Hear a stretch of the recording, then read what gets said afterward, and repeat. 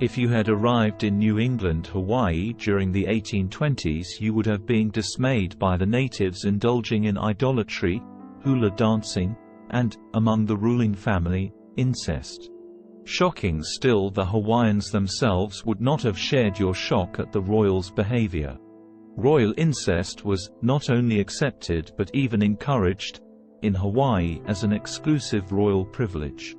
In fact, while virtually every culture in recorded history has held sibling or parent-child couplings taboo, royalty have been exempted in many societies, including ancient Egypt, Inca Peru, and, at times, Central Africa, Mexico, and Thailand. And while royal families in Europe avoided sibling incest, many, including the Hohenzollerns of Prussia, the Bourbons of France, and the British royal family, often married cousins. In this video, you will see some of the most shocking royal incest practices. You think you have heard or seen royals marrying and sleeping amongst family members. Watch till the end and see some of the most horrific sexual acts amongst royals. Meet the Spanish Habsburgs, who ruled for nearly 200 years, frequently married among close relatives. Their dynasty ended in 1700 with the death of Charles II, a king so riddled with health and development problems that he didn't talk until he was 4 or walk until he was 8. He also had trouble chewing food and couldn't sire a child.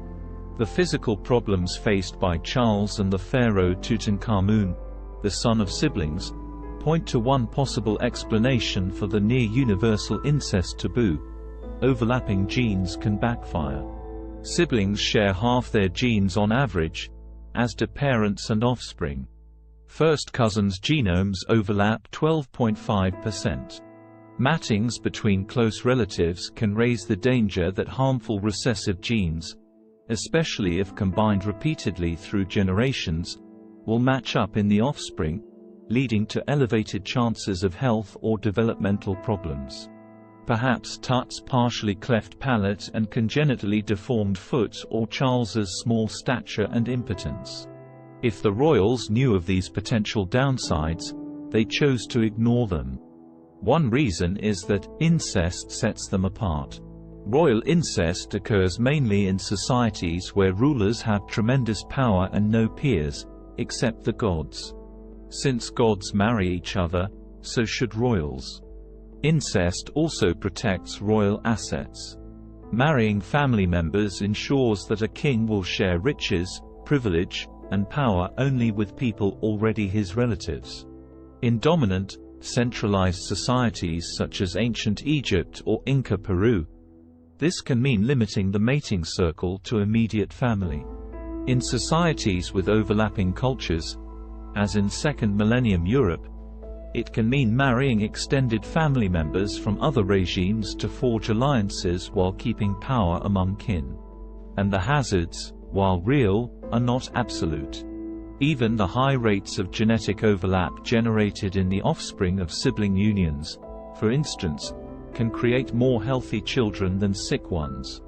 And royal wealth can help offset some medical conditions.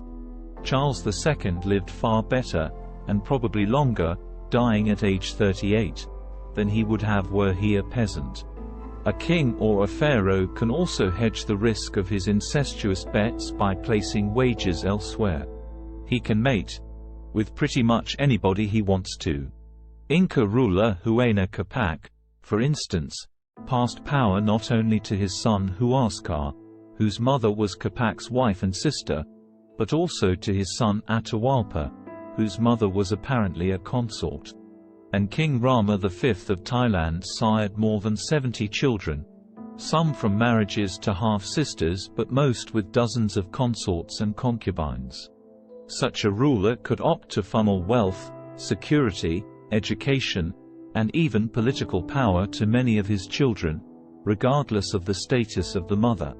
A geneticist would say he was offering his genes many paths to the future. It can all seem rather mercenary.